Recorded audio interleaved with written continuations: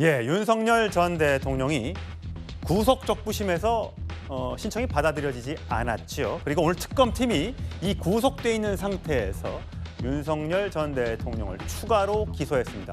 조금 더 조사를 하지 않겠나라는 생각이 있었는데 어차피 조사에 나오지 않는 상태이기 때문에 그냥 기소를 했다 이렇게 밝혔습니다. 자, 먼저 박옥수 내란 특검보의 발언과 또 김한규 또 민정의원의 발언까지 함께 들어보시겠습니다. 오늘 좀 구속 계속 필요성 어떻게 좀 입증하실 건지. 어제 의견서 제출하셨다고 들었는데. 구속 절차적 하자 있다는 거 어떻게 설명하실 예정이세요? 건강 안 좋은 부분의 자료를 제출하시나요? 아마 그렇게 될 겁니다. 모스탄 접견도 그럼 가능했었던 건가요? 건강 상태가? 간 수치가 5배나 일반인보다 높다라는 건 안타깝긴 하죠. 그런데 국민들이 들으면 술 때문이겠지라는 생각이 먼저 나올 것 같아요. 예, 윤기찬 부회장. 제가 좀 전에 설명을 해드렸듯이 내란 특검팀이 오늘 윤석열 전 대통령에 대해서 추가 조사 없이 구속 기소를 했습니다. 아무래도 앞으로도 결국 조사에 나오지 않겠거니라고 판단을 했기 때문으로 보여요. 보니까 주요 혐의가 이렇게 5가지나 되는데 짤막하게 좀 소개를 해주세요. 근데 저는 사실 저게 앞으로도 안 나오겠거니라는 그런 생각하에 추가 기소했다라고 보지 않고 예. 실제 이미 조사는 특검 출범 전에 다 됐다고 봐요. 이미 각 수사기관에서 다 됐던 것들을 모아서 영장을 청구했던 것이고 구속 이후에 조사할 필요성이 크게 없었다. 왜 2번 다 조사 끝냈잖아요. 그러니까 실제 윤석열 전 대통령에 대해서는 구속 여부가 특검의 성과였고 그다음에 이제 외환 관련 죄로 과연 기소할 수 있는지 여부 이것도 특검의 성과고 마지막으로 이제 가장 중요한 성과가 국내힘위원들로 수사를 확대할지 여부. 예. 그건 현실화되고 있는 거죠. 따라서 특검의 목적이 뭔지에 대해서 저는 일단 의구심이 있다 이렇게 생각이 되고 예. 저기 보면 체포영장 집행저지 저 부분은 경찰에서 수사를 했던 부분인데 저 부분은 이제 구속에 가장 큰 역할을 했던 부분이에요. 저 부분에 대해서는 계엄 이후의 사실관계이기 때문에 저희는 계엄과 관련된 별도의 사실관계다 이렇게 저희가 생각할 수 있지만 나머지 국무위원의 심의권 침해 이것도 사실은 이제 저렇게 기소를 했지만 그게 될지 여부는 저도 잘 모르겠어요. 왜냐하면 심의 자체가 의결 권한이라고 보기 어렵기 때문에 선별적으로 불렀다는 것을 심의권 침해라고 보는 거거든요. 예. 사후 계엄 선포문 작성 저 부분도 표지만 했다는 거예요. 예. 따라서 저 부분도 법원의 판단을 받아야 될 부분이 있고 계엄 관련 허위 공보 같은 경우에도 공보의 기준이 뭔지 사실 이 부분도 사실은 직권남용으로 봐야 될지는 모르겠습니다만은 어찌됐든 저 중에 3-4개 정도는 이미 내란죄로 기소돼서 재판을 받고 있잖아요. 예. 내란 범죄는 여러 가지 사실관계의 연속범이거든요.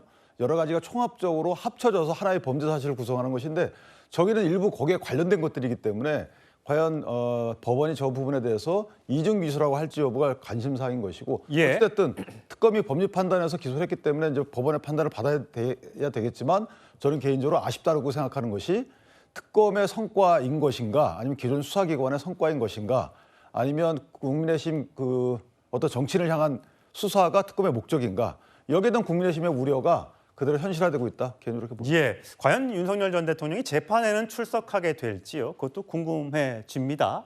걸석계 재판이 이루어지지 않을지요. 강성필 부대변인. 네. 어제 구속적부심이 있었는데 법원이 빠르게 어제 8시 넘어서 기각을 했습니다. 비공개로 진행됐는데 윤석열 전 대통령이 30분가량 직접 발언을 했는데 간 상태가 좋지 않다, 건강이 매우 좋지 않다라고 이야기를 했던 모양이에요. 아까 김한규 더불어민주당 의원의 주장처럼 간이 안 좋은 것은 기존에 음주를 했기 때문에 그것 때문이 아닌가라는 국민의 의심이 있다라고 지금 주장을 하고 있더군요. 일단 그 사회에 있다가 구속되면 기본적으로 정신적인 스트레스를 안 받는 사람은 저는 없다고 봐요.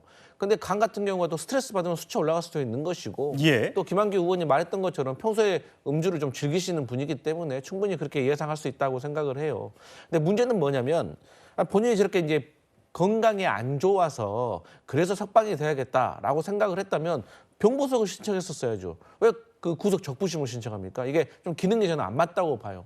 그래서 근데 이제 지금까지 나온 거 보면 뭐 체포영장 뭐 저지라든가 이것도 김성훈 전 경호처 차장을 해가지고 거의 소명된 것 같고 국무위원 심의권이라든지 비합본 뭐 이런 기록 삭제 이런 것들 거의 다 지금 막 객관적으로 드러나고 있잖아요. 거기에 한독수, 뭐 이상민 장관까지 그 전 총리까지 그렇기 때문에 저는 이 윤석열 전 대통령에 대해서 재판부가 상당히 안 좋게 보고 있다. 왜? 윤석열 전 대통령이 과거에 경찰 수사를 받을 때도요. 경찰은 수사 권한이 없다.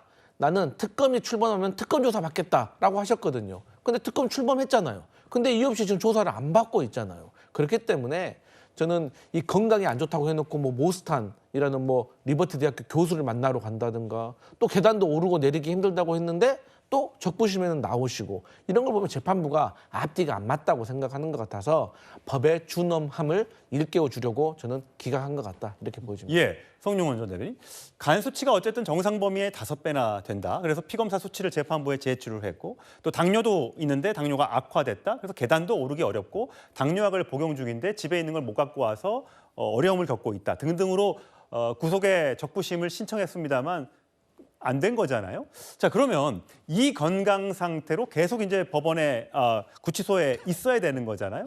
앞으로 그렇다면 이 건강상의 이유로 재판에 안 나오는 것, 이게 만약에 된다면 재판부에서는 이게 불리하게 양형에 작용합니까? 아니면 정상 참작이 되는 겁니까? 불리하게 작용할 가능성이 상당히 있습니다. 왜냐하면은 어제 구속적부심에서도 30분 정도 본인이 스스로 진술을 했다고 하지 않습니까? 그럼 그 정도의 상태라면은 적어도 공판정에 나오지 못할 정도라고 보기는 어렵습니다. 그러면은 피고인은 어쨌든 그 형사재판에 출석할 의무가 있는 것인데 출석을 안 하고 있으면은 뭐 형사소송법 227조 2항에 따라서 재판부가 걸석 재판으로 진행은 가능해요. 그런데 절차를 존중하지 않는 당사자에 대해서는 법원도 그 당사자를 존중하지 않습니다. 이건 굉장히 중요한 포인트거든요. 그렇기 때문에 피고인으로서 형사재판에도 제대로 출석하지 않고 법질서 전체를 존중하지 않는 모습을 보일 때 그것이 윤 전 대통령이 유죄로 인정될 경우에 본인의 양형에 긍정적으로 작용할 리는 없다고 보여집니다. 예,